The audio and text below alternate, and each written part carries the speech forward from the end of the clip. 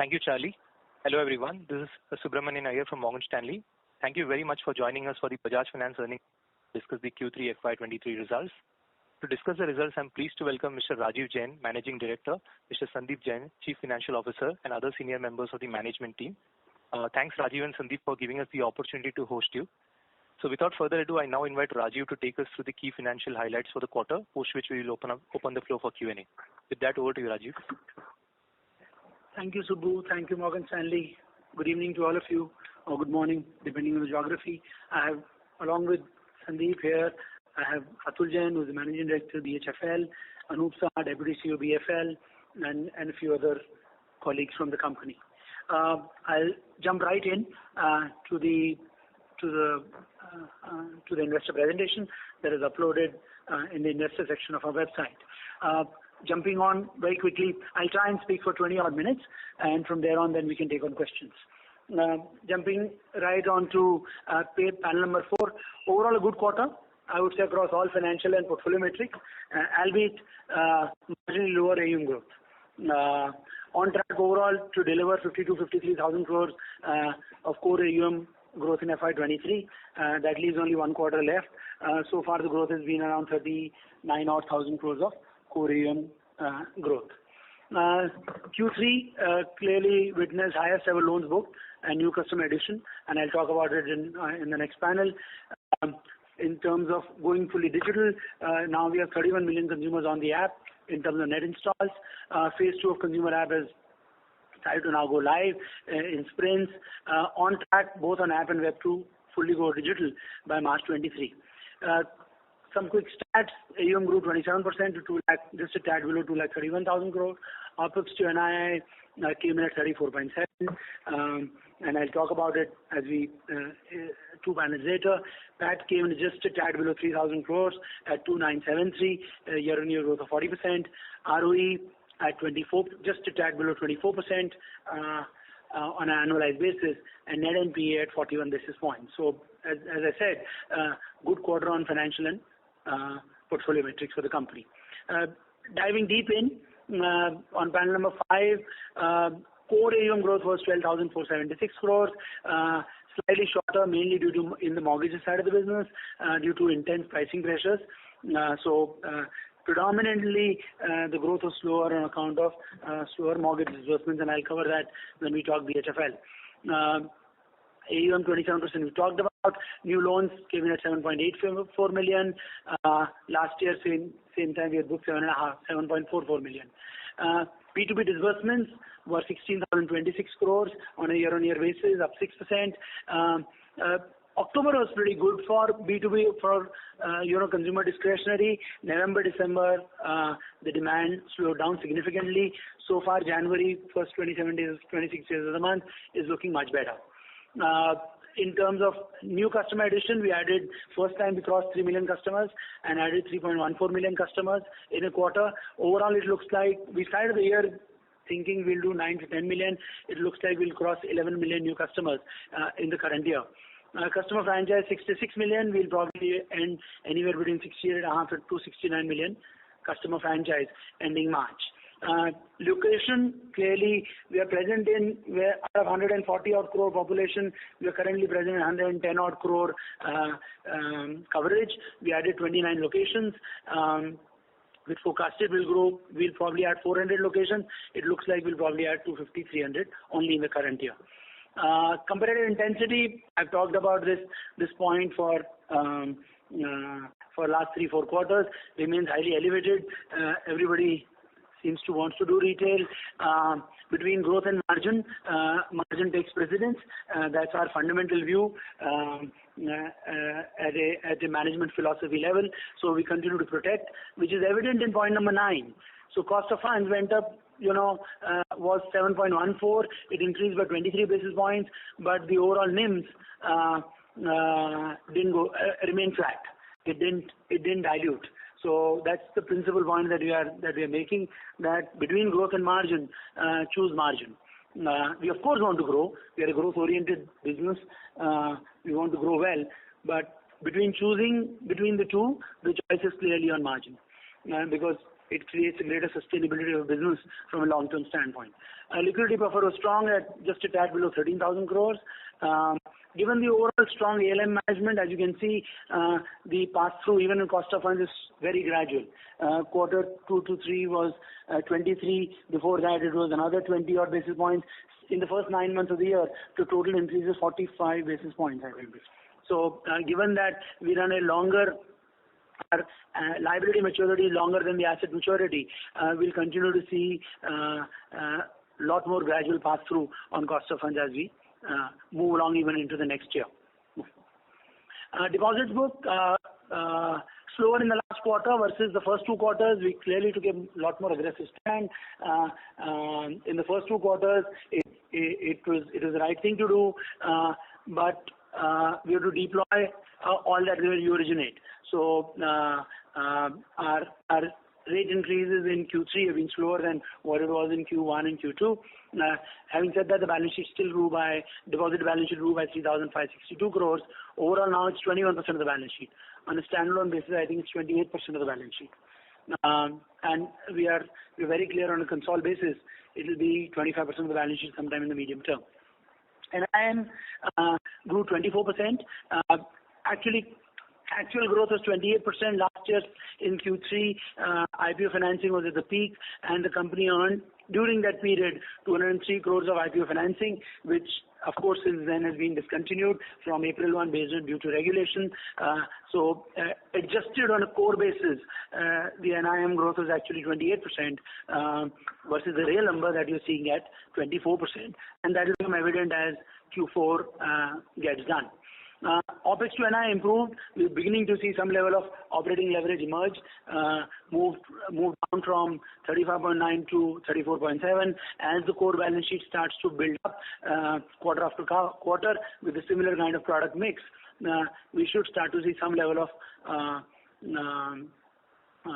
operating leverage emerge. It'll still be marginally higher than it was at pre-COVID level. Let me just flag that as well. Q4, we are reasonably comfortable that we'll be able to sustain these metrics. As we get into next year, it will be lower than the current year. We're clear about that. I think next year, so we have peaked on building out the operating expenses, investments frame, and as the balance sheet builds out, we should see improvement on that. Loan losses by 841 crores, 1.4 to 1.5% of average assets. We continue to hold 1,000 crores of management overlay for uncertainties at this point in time. GNP and NPA were lowest. When I say lowest, I think we were lower than that only when we were 13,000 crores of balance sheet in 2013. Sorry? 6 was NPA class. And it was 6 months NPA classification. So clearly lowest ever that we've been in the last 16 years. Definitely, and as Sandeep is saying, classification was different. Came in at 114 and 41 basis points. Stage 2 down, stage 3 marginally up. As you can see, balance sheet is building out, but it's up by 780 odd crores. All portfolios are green, including the AF portfolio now. Product mix was steady across all different 9 verticals that we publish across B2B, B2C, and so on and so forth. Consolidated profit after tax we talked about. Capital adequacy remained pretty strong. Tier 1 capital was at 23.3%. Employee count stood at 40,708. We added, I think, 1,300 employees in between Q2 and Q3 across the 3 companies. You're aware, we disclosed it to the street, point number 23, that we've taken a 41.5% stake in Snapwork Technologies to strengthen our technology roadmap. BHFL, where, as I said earlier, the quarter was a little slower. Approvals grew 14% at 14,514 crores.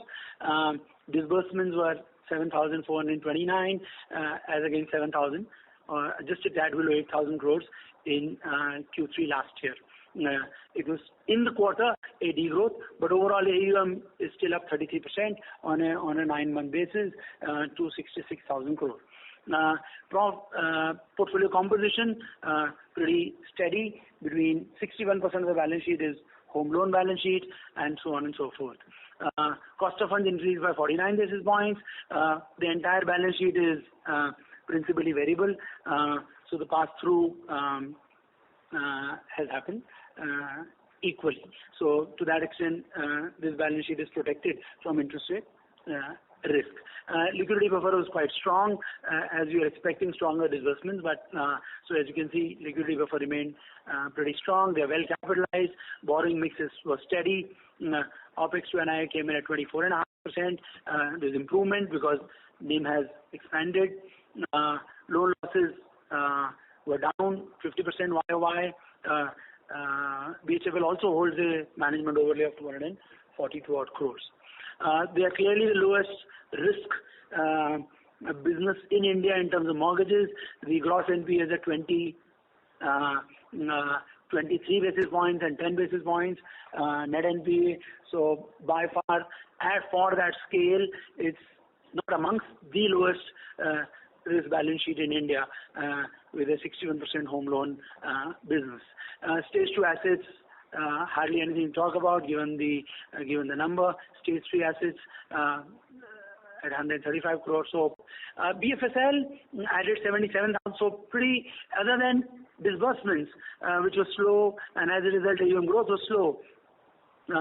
I would say quarter for BHFL was also good on all financial metrics, other than the disbursement and corresponding AUM growth, which we are hopeful between Q4 and Q1 should come back to growth as well. BFSL added 77,000 customers, 24 locations. They've got branches in now. It added 6 locations in Q3 alone. It'll end the year with 30 odd locations as BFSL. We did a significant upgrade to the app and the web platform, added 45 new features. We'll be adding another between 55 and 60 new features in Q4 as well. And the asset should be a lot more solid and strong as we exit Q4 or the current fiscal to significantly grow the BFSL as a business in the next fiscal. MTF book, which is our core proposition we bring to the table, continues to grow and profit came in at 3 crores. Last year they also had a similar benefit, like we had IPO financing benefit on account of IPO allocation. They had a 7 crore one-time profit sitting in there. Their headcount is at 532 people. So that's really the quarter in substance in terms of financials and growth metrics. Omnipresence very quickly. I'll just jump right in just in interest of time to, as I said, we'll fully go live across web and app by March 23. So I'll not cover page number 10 and 11, but just cover the metrics that we published.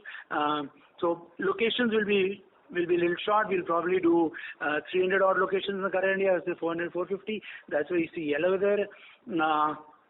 Otherwise, on downloads, net installs, in-app program, we are looking super green. Top 5 in financial domain in Play Store. We are right there in top 5.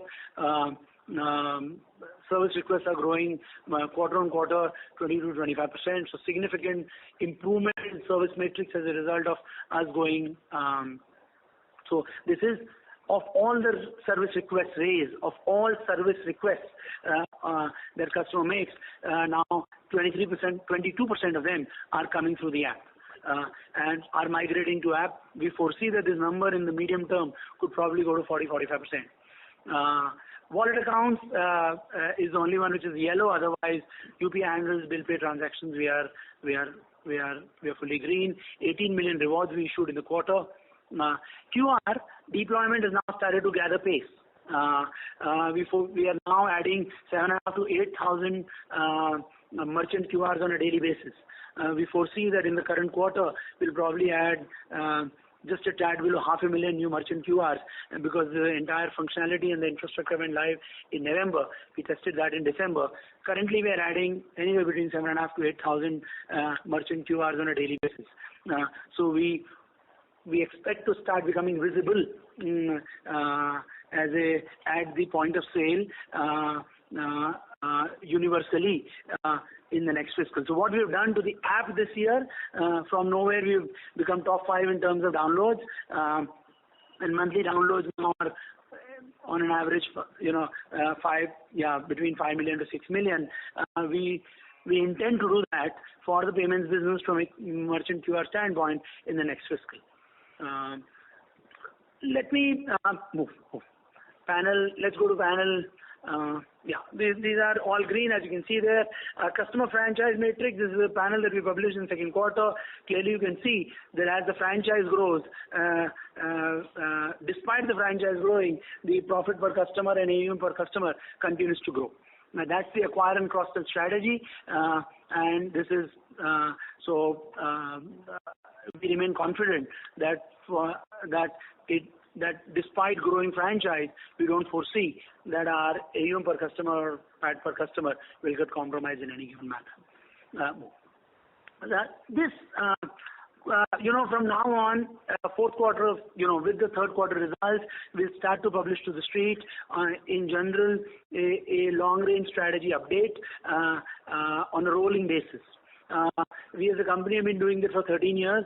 We thought time has come from a maturity standpoint to start to publish that to investors as well.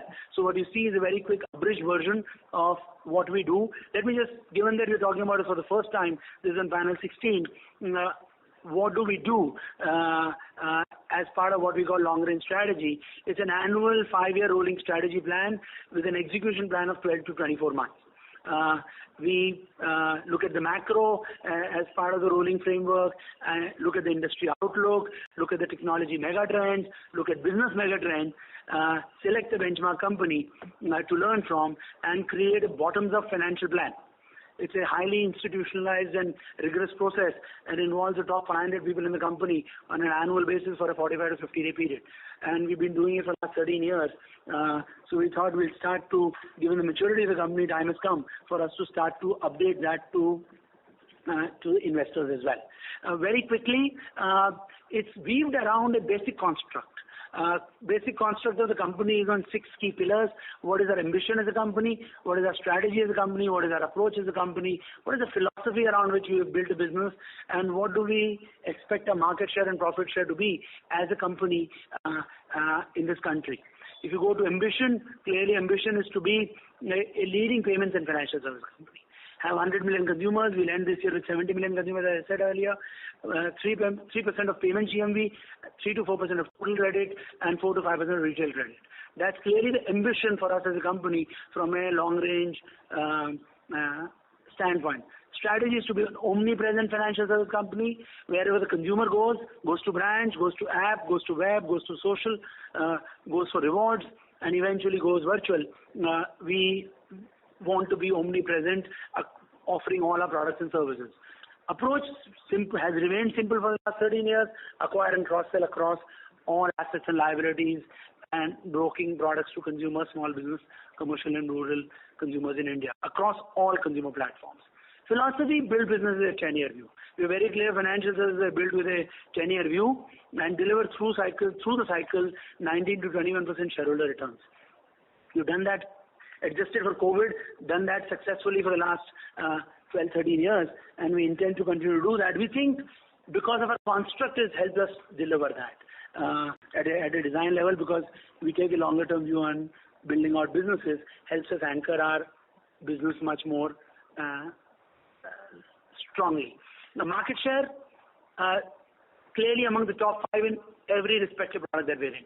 That's the ambition at the design level, and profit share to be among the top most, 20 most profitable companies in India, and 5 to 6 most profitable financial service companies in India on a sustainable basis. Really, the frame is. That's the construct. Now, if you take that construct and say what does that convert into strategy from a rolling standpoint, is really what you see on the next panel. We see industry growing it grew. The past data is factual. The next data is our forecast. Like everybody is right to forecast, you are right to forecast. Our forecast is in the total credit will grow from 149 lakh crore to 237 lakh crore and grow by 12.5% CAGR over the next 5-year period. This is the panel that you see, panel 20. This is the overall retail mix of India. largely steady over the last 10 years. We foresee that not to change. When we look at it, we find that, and we do know that for a while, that we are not there in 28% of retail credit categories at a fundamental level, which is auto, CVs and agri, which is what you see penciled in here at 16, 8 and 4 if you take FY23 estimates. So that's really where we see the market headed, where we see the forecast from a retail mix standpoint. From a mega trend standpoint, what you see in this panel 21, is these are 15 mega trends at a management level we have identified that we're investing in. Across India stack, platforms, products and technology, these are the 15 areas. They'll go through, the mega trends don't change, but they get versionized over time. So clearly we see in India stack, account aggregator to be one of the big game-changing moments for retail financial services, the way we see. On platforms, we see 500 million Indians are on social platforms. We think it's a big game changer. We think rewards is a big frame when we look at leading companies which are in retail business. And so on. We think pre-owned, given where prices of new products have gone to at a design level from digital products to motorcycles to cars, is thematically a very big change as you move from here. And in technology, AR has becoming consumerized, it's become real. Vernacular and voice is really how the rural consumer is engaging with any of the companies who are deeper into India. So these are the 15 mega trends that we've identified, and we'll provide an update on this every at the end of every third quarter on an annual basis. If we take all these three, the strategic constructs, any retail business is organized as products, geography, platforms, horizontals. This is really where any retail business is organized. I'm not going to get into detail, but clearly on products, the intent is to be among the top 5 players in each product line. On geography, we are already in 4,000, just a tad below 4,000 cities in India. So far, our strategy was where TV, there's FinServe. We are now saying wherever there's FinServe, all products of FinServe should be there, or Bajaj Finance should be there. On platforms, clearly build out social and rewards, the way we built out app and web over the last 2.5 years, build on the foundation of that and build that out as big over the next 18 months as we build out app and web to be. On horizontals, clearly STP across all products. As we go fully digital, we need more and more STP on service, FPC and so on and so forth. Continue to, as we grow larger in size, continue to diversify liability profile. And on subsidiaries, leverage our platforms to drive to originate mortgages and broking accounts for subsidiaries. 12 to 15% of their business, we think, of retail mortgages and 20 to 25% of broking accounts would or should come from us as we take a 5-year view. And we will we'll build this out as we deliver this. What that means from an execution standpoint is we will launch. You see, I don't have to go through it. It's mentioned in a very clear terms. But we took a view that we were so far used to do LAP only in Bajaj Housing Finance. But as we came to a conclusion that as we build out MSME, it's one of the core products, so BHFL would also do and BFL would also do. When we looked at external market benchmarking, we found that one of the largest players, which has a non-bank and a bank, also always did it that way. And if you want to grow MSME, then we'll probably have to do LAP in both the entities. Bajaj Plus, which is so-called Finance Plus, in January we already rolled out, launched new autos. I think after mortgages it's the lowest risk category, makes less money, but we've invested last 4 years in building out used cars. We are among the now top 4-5 monthly originators of used cars. We think on the back of that, and given that of the total outstandings in India of auto loans, 33% sits on our current franchise of 70 million. And the experience that we're having with two-wheeler open architecture, we launched the business in June. We're already now originating 8,000 to 9,000 open architecture two-wheeler loans. Gives us significant confidence that we can build out a business in the new PV loans as well. MFI, given how deep we've gone into India, is a business that we launched in a phased manner in Q4 and tractor in Q1. On the commercial side, emerging corporate business in Q3, B2B on QR and EDC in Q4, and so on and so forth. So that's really the 8 mega trends out of 15 that I showed you we would do in FY24 and balance 7 in FY25. So that's the sum and substance gist of it. We'll start to provide what that means on a rolling basis is that at least our forecast says that 4.5 years from now, we'll have 110 to 120 million consumers franchise. We'll have cross-sell franchise of 65 to 70 million. India payments GMV versus our 3% ambition would be between 1 and 1.25. Share of total credit would be between 2.5 to 1.75. You can see the numbers there. They are largely self-explanatory. Profit per customer would continue to move in tandem, and AUM per customer should continue to grow in line with nominal GDP, and return on equity should continue to sustain.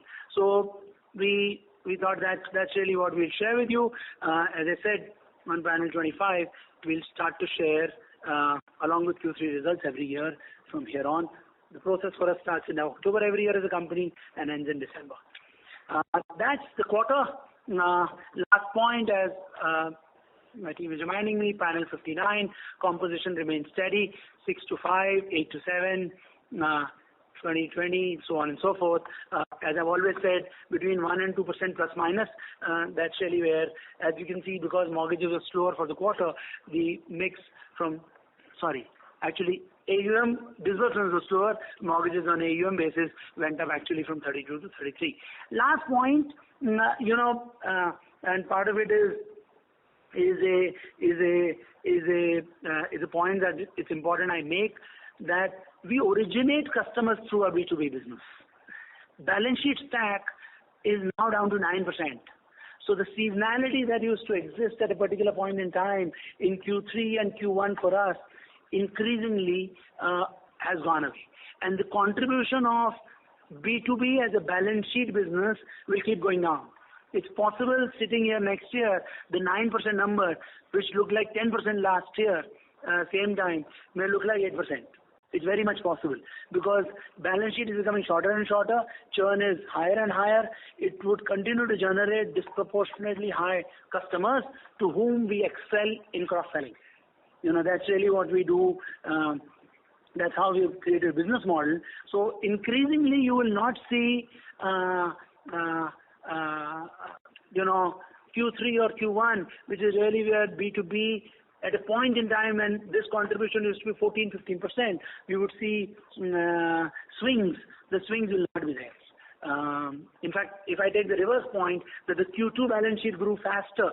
Q2 the balance sheet grew 14,700 crores. In Q3 it's grown only 12,700 crores. So that seasonality effect in the balance sheet mix is largely gone away. It's an important point that I thought I'll anchor.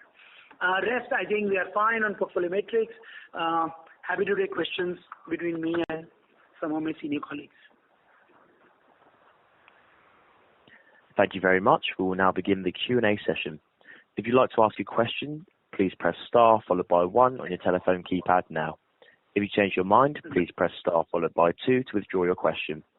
When preparing to ask a question, please ensure your phone is unmuted locally. As a reminder, that's star followed by 1 on your telephone keypad now.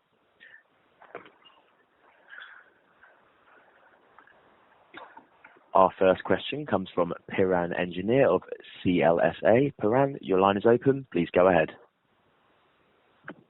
Yeah, thank you. And congrats on the good set of numbers. Just a couple of questions. Firstly, earlier this month in Davos, Mr. Bajaj said that Bajaj Fin is looking to hire 3,000 to 4,000 engineers. It was a CNBC interview.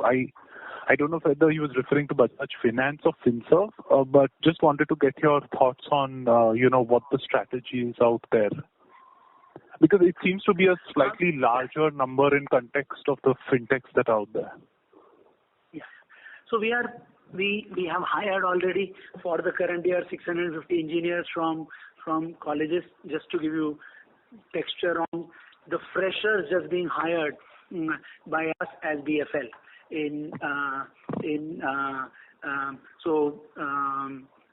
So I don't know. So I can talk for BFL, and clearly I'm sure that must be happening for other group companies as well. We've hired 650 odd engineers as freshers. Last year we hired 300. The year before we hired 150.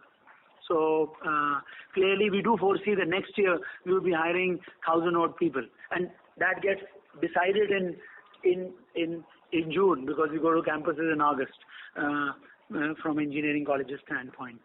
So we as BFL so from have our hired just freshers 650 odd people. Yeah. Okay, that makes sense. Secondly, just not related to the quarter, but when I look at the insurance, I'm just trying to understand what sort of fee income potential is out there from insurance cross-sell. And then when we see the commission income you all earn from Bajaj Life and Bajaj General, it's only 25-30 crores annually. So am I reading this data wrong in terms of is there more in terms of what can be done here, because it seems to be a very small number? So Piran, you're only referring to life insurance business. I think there is health insurance business, there's general insurance business, there's extended warranty, etc. All these products carry different commission structures, and they do contribute significantly in terms of overall financial outcome. So that's what is the reply. And we are open architecture? We are open architecture. We work with 27 insurance companies. We work with 9. We work with 9 already. We can do tie-up with 18 more insurance companies. But would you be willing to just share broadly what sort of fee income you earn annually from insurance cross-sell, like overall out of all your tie-ups? As I said, they do contribute materially to the overall numbers. We have not disclosed it separately. We'll see if there's a possibility for us to disclose it separately in the annual report. Okay, fair enough. And just lastly, can you cross-sell a DBS credit card to an RBL customer and vice versa?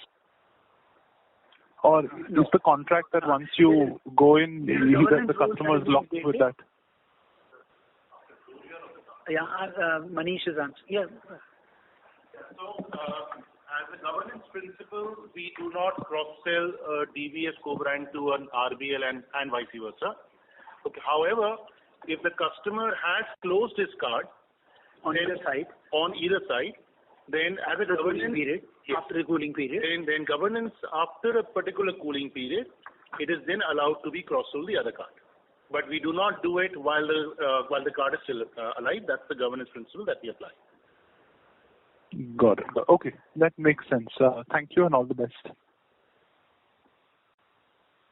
Thank you. Thank you. Our next question comes from Ashish Sharma of Anam Asset Management. Ashish, your line is open. Please go ahead. Yeah, hi. Thanks for the opportunity. Rajiv, fabulous update on the LRS. Just one question on LRS. So, as per the strategy, we would want to do everything organic, or is inorganic also part of this whole long-range plan? We build businesses, all organic. Perfect. Second question would be on the BHFL. So you mentioned about the competitive intensity. Just also wanted to get some perspective on the, how the demand has sort of panned out, given that there has been a very, very sharp increase in interest rates, the home loan rates. So it's only competitive intensity, or there also has been some sort of some impact on the demand because interest rates have moved so rapidly? So when I'm looking at in the ALCO, I was looking at RBI data, if I'm not mistaken, which is published. If I take a 9-month data, that shows the housing loan, including priority sector loans, growth is only 9%, 8.89% if I'm not mistaken. I think that's really what I saw the number to be, if my memory corrects me. If memory is correct. So clearly, 9-month view looks like a 9% odd kind of number at this point in times in terms of addition. Rest Atul can add on. Yeah, right. So competitive intensity, and that also is fueled by a lot of rate increase. As of now, on the primary sales, because the market has two parts, primary and secondary, which is a balance transfer on the primary. In the primary side, in the demand, we have not seen any significant downturn of the rates catching up. On the secondary side, given the rate increases happening at a regular side, there is a bit of a compression. So not on the primary side, but in the secondary side, there is a compression. Okay. And Perfect. as we said, we have to choose our bets in terms of how do we price. And mind you, we only do salaried. We don't do self-employed mortgages. So in fact, in home loans also, it's the most intensely competitive space. Everybody wants, because self-employed home loans are, in our assessment, not priced for risk. So it is the most intense part of home loans that we are competing in or continue to compete in. So a quarter here and quarter there really doesn't bother us, but don't want to lose margin. Whatever is little is there in the home loan business. Any which way. Sure. Yeah. Just lastly on this performance of operating costs being lower than the revenue. I mean, you expect that we can sustain now, given that we've already done our investments, and now I think just some color on that, Rajiv. Yeah. So as I said, Q4 we will sustain from a guidance standpoint. Largest part of our OPEX lines are salary increases, so on and so forth, new hiring, so as we build out, we'll provide an outlook for next year by Q4, Ashish. But we're clearly seeing operating leverage emerge. That is super clear. Where will it anchor? I think by end of Q4 we'll provide guidance on that as well for next fiscal. Perfect, Rajiv. Thank you, and all the best for the next quarter. Thank you. Thank you. Thank you. Our next question comes from Abhishek Murarka of HSBC. Abhishek, your line is open. Please go ahead. Yeah, hi Rajiv and team. Thanks for taking my question. My first question is on this long-range strategy. A conversion to a bank is not part of it. How are you thinking about that as part of a long range? Because if you get to 110 million customers, you would already be among the largest out there. So how are you thinking about the conversion to a bank? Yeah, I said this in our AGM in July, Abhishek. There's no plan to convert into a bank. In a reasonably uncluttered manner, let me make a point again. That's as uncluttered as I can get, or as clear as I can get. There's no plan to be a bank, and we foresee that even these numbers get us to be smaller than the current largest non-bank, just about there. At today's level, I'm talking 4.5 years forward. Yeah. If our gross NPA, net NPA, sustained performance over a long periods of time does not give us any kind of poses any kind, and if you continue to manage the business as well as you've done over the last 10 years, does not create any kind of reason for us to be a bank. So these numbers don't assume a bank. And we don't plan. Got it. Sure. And the second one is, again, in your long range plan, you said you'll do LAP or LAP in both PFL, BHFL, and roughly modeled on the business model followed by somebody else. What will be the difference? Again, will it be like a customer profile difference, or will it be similar? No, it's very similar, except, okay, so let's just step back for a moment. The business loan business of ours, we are 22, 23% as per bureau data. And when I say market share, I talked about, I am talking on a run. We only look at verifiable source. We are not interested. Either it's a RBI data which says but that's a aggregate credit data. Otherwise, in product lines, the only data that we're relying on is bureau data. That if bureau says how many loans are booked as consumer durable loan over trend line on a long-term sustainable basis. If I take business loans booked in India on a 1 quarter lag basis, that shows that 21 to 23% of the loans booked as business loans in India is with us. Okay, they are all small businesses or professionals. When we look at the MSME sector in India, that market is 23.5 lakh crores. The business loan market of that is only 4%. If we want to dominate and we want to be leading player in the MSME space, we came to a conclusion that just BHFL doing that will not be sufficient, and that business of ours is a lot more B2B. We are very, very strong from a deep geography. Distribution is very, very strong. We have sustainably, the only two players in India who have done business loan for the last 15 years, never shutting it, and we are one of those. We gives us very high credibility with the distribution ecosystem. So I think we've already, as I said, started it. I think it's starting to move with all guns blazing already. So and Atul is here on the call. In fact, he is a big votary of the fact that the market is very, very large. You know that the BHFL can continue to gather and we can continue to gather without any kind of compromise or conflict in any given manner on the loan against property business.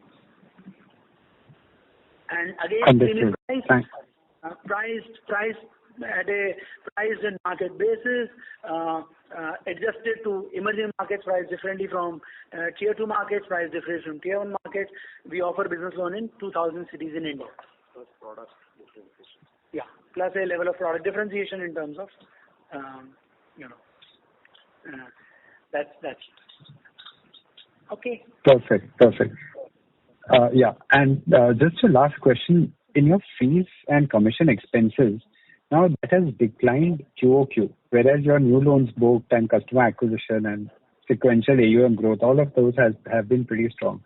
So how do we think about this? Is it that you're doing something yourselves or through the app and therefore you're getting some operating leverage, or how should we think about this line?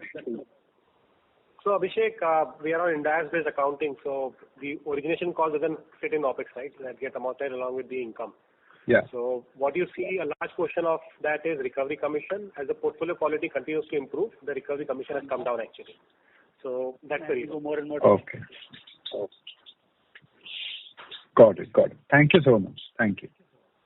And all the best for the quarter. Thank you. Thank you. As a reminder, if you wish to submit a question, please press star followed by 1 on your telephone keypad. And please limit yourself to 2 questions so we can complete the queue. Our next question comes from Harshvardhan Agrawal of IDFC Mutual Fund. Harshvardhan, your line is open. Please go ahead. Hi, sir. Thanks for the opportunity. So can you please tell us what are the rate hikes that you've taken across products apart from home loans? If you have taken that, and what's the broad quantum of it? Quantum would be, so as you can see, as we said, that so far we managed to neutralize the impact of increasing cost of funds and increasing and have increased in a staggered manner pricing as well. So in the fixed rate businesses, you would have probably so far passed through 50, 60, yeah, 50. Depending on business to business, 50, 60, 70 basis points. I mean, Sure. That's how, it would differ to business by business, differ on our level of competitiveness in the business, differs on our moat in the business. So quantum would be hard to So the variable price business would have got completely repriced, in line with market rates. The fixed rate businesses would see incremental repricing, which is, as Rajiv said, 50 to 70 basis points depending on business to business. The impact of it will become visible over period of time. Sure. Thanks. And sir, another question is, what percentage of our book would be PSL compliant today? PSL compliant. We don't track. In BHFL we track. Also in ICO. I don't remember. Yeah, as I said, anyway, that is not to be a bank, as I told Abhishek earlier. So there's no need to track. But if I tracked it, it was probably anywhere between my senses across on a consolidated basis, 14 to 16%. Sure. If we track this. Last we did this exercise in 20. We've not done this exercise since then. We do track it in some of our ALCO processes in BHFL, but not in BFL. Right. And so one last question is about, you mentioned that you will be getting into MFI business and tractor financing. Now those are like very competitive businesses. So what kind of right to win we have in those areas? So look, so 2-3 things. You could ask the same question even for autos, so that we are on the same page, right? But autos, as I mentioned, we have a very large existing franchise sitting. So to be fair, MFI clearly the core moat that we're looking at is we are very, very deep. We are now in, as I said, 110 odd crores penetration. There's still 30 crore coverage left. So we understand that market, we understand the state, understand the market, understand the local district level understanding we have, having done various businesses. Right. That's point number one. So our plan is to start with 2 states. I must flag one thing. None of these are going to grow overnight. As I said, we build businesses with a 5 to 7 year view. So it will be staggered frame. As I said, we've launched two-wheeler in June. We are only in 2 states in India. When I launched two-wheeler open architecture in June, we've launched only Gujarat and Maharashtra. It's only now we are going into top 15 cities in India. So it will be a staggered frame. Business must find its feet first and then we grow. So there's no urgency. When we have looked in the past or when we launched a business and when it became materially significant to balance sheet and P&L, it appears to us that it takes anywhere between 3.5 to 4.5 years by the time it becomes material, either from a profit pool standpoint or from a balance sheet standpoint. So I think it's important I flag that. We launched MFI in UP and Tamil Nadu. We are looking at 2 states and over a period of 4 years build out in 10 states in India. Tractors, when we look at even tractors, we find there are 600,000 of our customers who have a current active tractor loan, just to give you texture. So same thing that applies for PV applies for tractor as well. MFI, I must also flag, as RBI came out with the new requirements in September, which became effective October, and when we looked at those metrics, we found that there are a set of loans that we do on a monthly basis in personal loans, cross-sell, 3 to 4% of them qualify, and we started to tag them as MFI. And when we look at the performance, we come to a conclusion that there is merit in us pursuing the business as well. So there is some level of experience even there, sitting there based on the new RBI regulation requirements. So that's the background on these 3: existing customer and deep knowledge of the geography from an MFI standpoint. Sure. Thanks a lot, sir.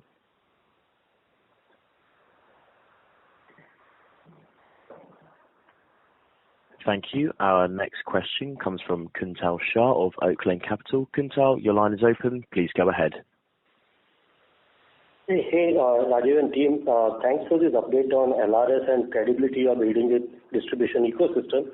My questions are what is the status of credit card approval by RBI for us and NBFC in general? Where do things stand and what timelines you expect for us to begin that business? And secondly, this quarter saw addition of only 27 locations, and for 27 also you are guiding only 600 odd additions. So are we slowing down on geographical reach or how do we read this? These are my 2 questions. Thank you. Yeah. So credit card, you applied, Kuntal. We are waiting. We are hopeful is all I can say. And we'll go by whatever RBI would do. They would do it for the industry in general, I would like to believe. So for the non-bank pack and based on credentials is the response on credit card, Kuntal. In terms of geography, the economics must work. Principle number 1. I don't have to be present in all 140 crores of population in India. The economics must work. As I tell people that from west of India to south of India, every 30 kilometers on the highway, we have a branch now. If you stayed on the highway. this is from Gujarat to the large parts of opportunity, residual part of opportunity from the population coverage and the economics would work. We principally now see only UP and Bihar and some parts of Northeast. And that's really one of the frames that you see. We foresee that in a 5-year horizon, we'll probably now land up opening only 445 odd locations. Let me give you a specific number. Of that, 400 will actually come in UP, Bihar and Northeast. Only 45 is the gap that we see in rest of India. Other than, as Anup is correcting me, other than MFI. So urban/rural business, as you know it today, will have an eventual net addition from here from the next 5 year standpoint of 4.5 years for only 445. That to 400 in UP, Bihar and Northeast, and balance 45 are some of the blind spots in rest of India. And as you build out MFI, it will happen. So that should give us a 123, 124 odd crore coverage at a redesign level. The bigger frame, Kunsal, from the next 5 years for us, from a strategic standpoint on LRS is, as I said earlier it used to be Jahan TV, Wahan Bajaj Finserv. Now it is Jahan TV, Wahan Bajaj Finserv ke sare products. I think that's when we look at it, let me give you texture. That only 3% of locations have 80% plus of our products. We know that. So, but those products gave us experience, they gave us a brand, they gave us understanding of the market, they gave us understanding of the consumer. The next step on geographic infrastructure is about in a templated manner get all our products. So that's really where we are headed. Sometime in maybe next year, LRS update or the year after, we'll start to provide update on how some of these things are moving as well to create greater degree of transparency in the process. So, but strategy is 445 more locations in 4.5 years, but focus on Jahan Bajaj Finserv, Wahan Bajaj Finserv ke sare products. Thank you. Our next question comes from Nishint Chawathe of Kotak. Nishint, your line is open. Please proceed. Thanks for taking my question. Again, I think the same point about going into the below prime segments of the market. You've always focused on the prime segments and the mass affluent class. Now, I understand that you by now have a reach across the country, across every 30 kilometers on the highway, but still, this is a very different market, run with a very different mindset. Most of the companies who have been successful out here are sort of, hyper local companies who have morphed into regional players. These are again largely collection-based models. So, how are you changing the entire business for this? I mean, is it something that you're kind of trying to do it on an experimental stage, or would you kind of build a completely different mini enterprise within Bajaj who's going to run businesses like other NBFCs? It's a good point. It's a very good point. As the company grows larger, in fact, one of the frames of the company, and we've done that, Nishant, good you made this point. We're coming to conclusion as we grow larger, we need to create few of the businesses have to be paradised out. So in a way, actually, we now have with microfinance, we'll have 3 paradise units in the company. The 2 existing paradise units in the company are actually payments business, the technology, operations, business development, HR sits as a paradise unit, adjusted for risk. Payments has some very little risk from a fraud and so on and so forth standpoint. Otherwise, adjusted for risk, sits as a paradise unit. We've done the same thing, and it's good you raised the point. I missed making that point. If you go to our omnipresence update on the panel number, you will see that we have actually upgraded our gold loan branches from 179, full year estimate was 225. It's at 375. By FY24, we've signed off. FY24, we'll have 650 standalone gold loan branches. So we've actually even paradised. We came to a conclusion that we need to paradise gold loan as well. So you've now paradised it out, adjusted for risk, as I said. Otherwise, operations, cash, sales, administration, HR of that unit has been paradised out. MFI will also be paradised out. So we understand fully that these businesses have different nuances. They have to be run differently. What do we bring to the table in MFI? Unfortunately, when I look at the industry, I still find very poor relatively poor technology adoption. And if one has to scale these businesses, they must be run on, they must have significantly deeper technology adoption, is what my observer point of view is. As a practicing manager, that view may change as we launch it. But today our view is we can bring lots greater and deeper technology intervention from a last mile standpoint to the business, and will be paradised out. Sure. And just one smaller one is, you mentioned that the festive demand was sort of, or whatever, the post-festive demand was sort of weak for the first 2 months. And despite that, you had, I think, a record number of client additions. Typically you would have the B2B customers sort of, driving the client addition. So how do we reconcile these 2 points? So 2 things, as I said, so clearly deeper geography continues to add NTB customers. That's point number 1. So you should 61-62% of the customers continue to be existing, 38-39% of the customers on a sustained basis. And it differs, the numbers between 65-35, continues to be continues to be NTB. That has not changed. Plus, if you go to the panel 13, you see the customers acquired digitally, EMI cards acquired digitally are already now tracking at 6.5 lakhs a quarter. That number, of course, as being Q1 was, as you can see there, 522,000, 664,000. I have to also still remind people that 60% of these customers pay a fee. So if 637,000 came, 60% of them paid a $8 fee and went. Got fully underwritten, fully digital. I spend less than 100 rupees across all kinds of marketing infrastructure, and 60% of them pay a fee. 40% become active in a 12-month rolling basis, and balance we continue to stimulate. So that's how you should reconcile the number.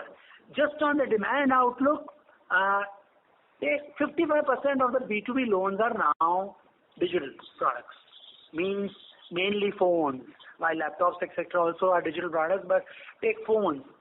Month on month, if you take September, October, November, December, if you take the IDC shipment data, continues to trend downwards. Now that's the real data. I mean, the shipments in India on a 7% degrowth, annualized 7% degrowth, and last quarter looking like 12-13%. So I think, but it will recover. I think it is also coming in a high base. 21, 22, children are off online. Everybody was online. India could not buy as many laptops as it would have liked. Life had to go on, so people bought a lot more phones. So there will be some degree of year-on-year averaging that also one has to take into account before one takes a view that is it a structural downturn or a transitory downturn. I think it's transitory. You should start to see pick up. And as I already said, January is looking better. Perfect. Thank you very much. Christian, it's been a long time. Me and Sandeep were remembering you, just on a lighter vein. Oh. Yes, that's nice. Thank you. Our next question comes from Krishnan Asf of HDFC Securities. Krishnan, your line is open. Please go ahead. Hi Rajiv and team. I hope I'm audible. Thanks for taking my question. This is more a governance query or an observation, if you may. Now, clearly you have been setting an example in all the right ways on so many financial parameters. So it's a little unusual when you see the level of open speculation on the likely transition around KMPs. within BFL, especially for a franchise that's been driven so scientifically, is either reflecting a complete lack of good governance controls, or it appears to be a deliberate ploy. So, I mean, it's just an observation and probably a feedback if you need. There's something Can you be more specific, Krishnan? I don't understood your point. Can you be more specific? In case there is a likely transition within BFL that you seem to be aware of at a board level, etc., I think this is ideally something that you should bring out in the public domain instead of letting, there are pockets of speculation open up again. So that's just an observation, Raju. I didn't want to. As and when we do, we will, as and when the board decides, or such discussions happen, we will, of course, let the street know. There's no discussion on it at all. So there is nothing for us to disclose. Great. Okay, so my second question is a little bit now to do with the business per se, and this goes back to one of the earlier queries around how do you pivot from being a mass affluent franchise to something that becomes a little more mass oriented, and what kind of risk controls you have in place in order to prepare the franchise for that. So maybe if you could just elaborate a little bit. It's horses for courses, Krishnan.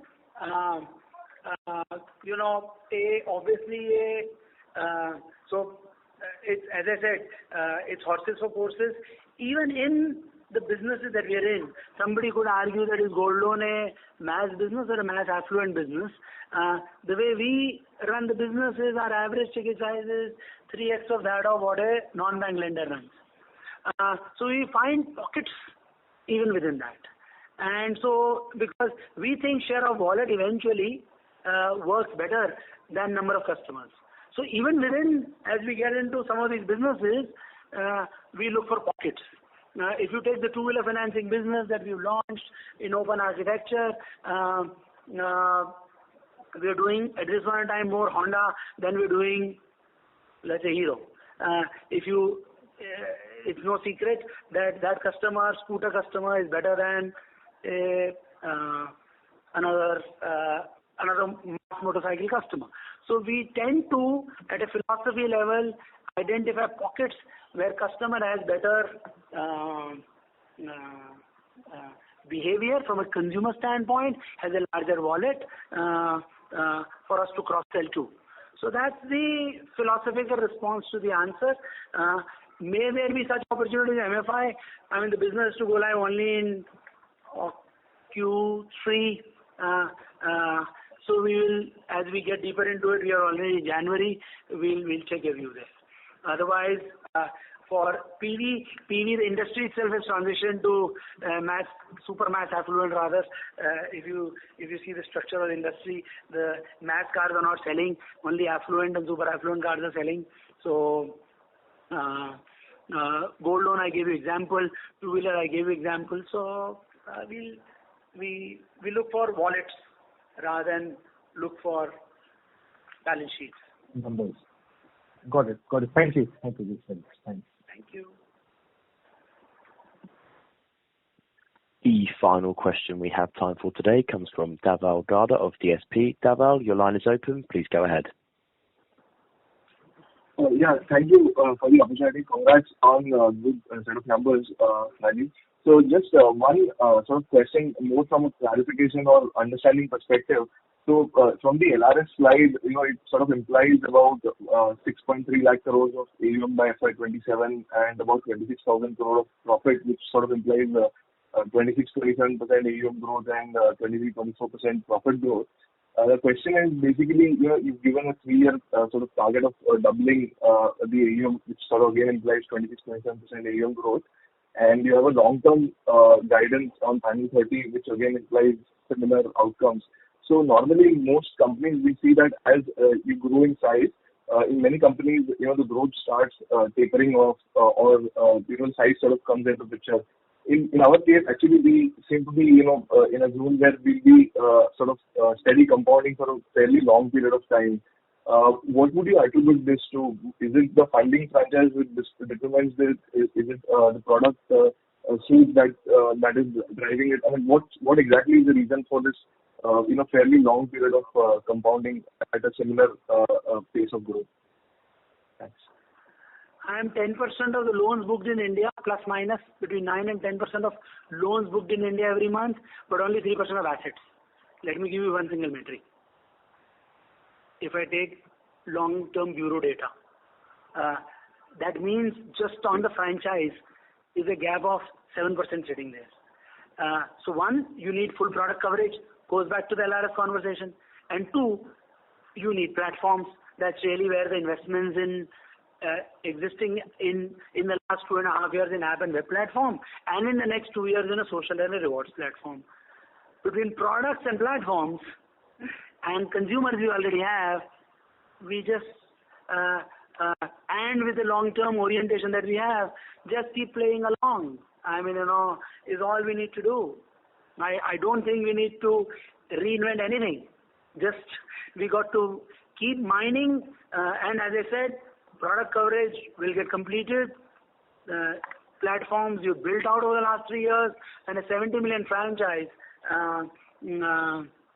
with a 40 million best customers is ending this year. All we just need to do is continue to just mine those clients. So that's what gives us the confidence. Let me make a point. And I'm not. Sandeep wants to say something. Yeah. So that I think remains tremendous opportunity. To do it too quickly, it's a problem. Do it too slowly, it's a problem. Just at a cruising altitude, growth oriented, so that we are all on the same page. Don't see this to be a challenge.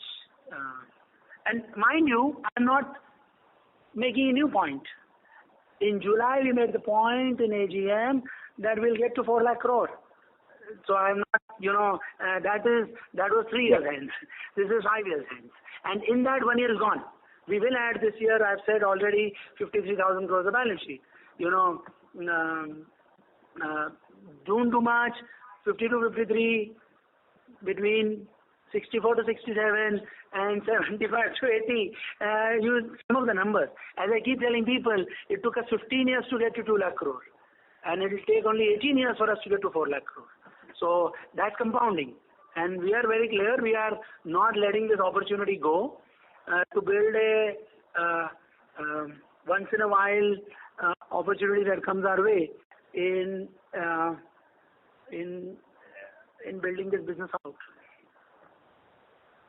Got it. Thanks, Rajiv, and wish you all the very best. Thank you.